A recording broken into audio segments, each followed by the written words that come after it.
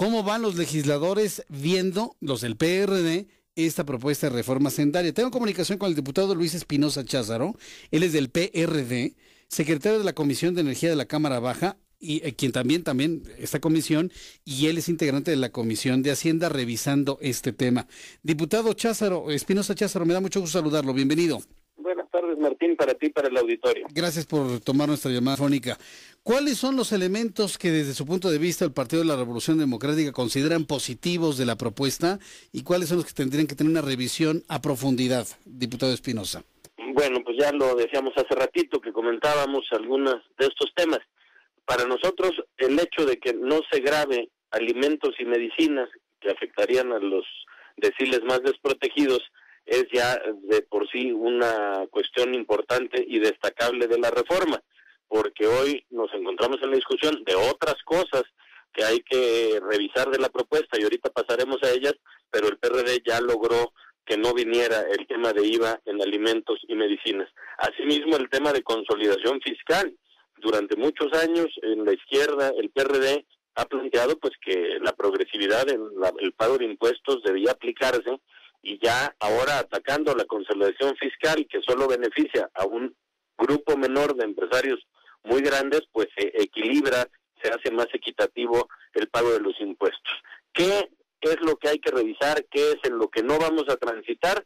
Bueno, pues no vamos a ir con IVA en las colegiaturas, no vamos a ir con el IVA en la parte que tiene que ver con las rentas y con los inmuebles, y vamos a revisar, estamos ya revisando la parte que tiene que ver con el campo, porque aun cuando había algunos grandes productores que abusaban del régimen simplificado en el campo, hay que reconocer que el 90% de la gente que trabaja en el campo son pequeños productores y ahí hay que hacer una clara diferencia. Entonces, ahí 3 o 4 de las posiciones que el PRD en estos días ha dejado muy en claro para que entonces podamos dar un debate de acuerdo a estos planteamientos, que es muy lejano, muy distinto a lo que hoy el PAN está planteando. Hay cuestiones como estas que ya dije en las que pudiéramos transitar, incluso con el PRI ya se ha estado platicando, pero tampoco se vale que con argumentos a medias o con medias verdades pues se pretenda hacer planteamientos como los del PAN para entonces que algunos empresarios que no estaban pagando continúen sin pagar. Pues hasta este momento yo he visto y hemos notado coincidencias entre la posición del PAN y la de ustedes. No iban alimentos y medicinas, no al impuesto a las colegiaturas, no gravar las hipotecas y la construcción de vivienda. Tal vez en donde habría diferencias de que paguen más quien tenga más ingresos, pero hay coincidencias inclusive hasta en la eliminación del IDE y del IETU, diputado Cházaro. Efectivamente, ahí con una consideración, Martín, durante 12 años el PAN estuvo insistiendo mientras fuera un gobierno federal en el tema de IVA en alimentos y medicinas. A mí ahora me parece más discursivo que realidad, porque quien frenó que se incluyera en esta propuesta el IVA en alimentos y medicinas en las colegiaturas, no vamos a ir con el IVA en la parte que tiene que ver con las rentas y con los inmuebles, y vamos a revisar, estamos ya revisando la parte que tiene que ver con el campo, porque aun cuando había algunos grandes productores que abusaban del régimen simplificado en el campo, hay que reconocer que el 90% de la gente que trabaja en el campo son pequeños productores y ahí hay que hacer una clara diferencia. Entonces, ahí 3 o 4 de las posiciones que el PRD en estos días ha dejado muy en claro para que entonces podamos dar un debate de acuerdo a estos planteamientos,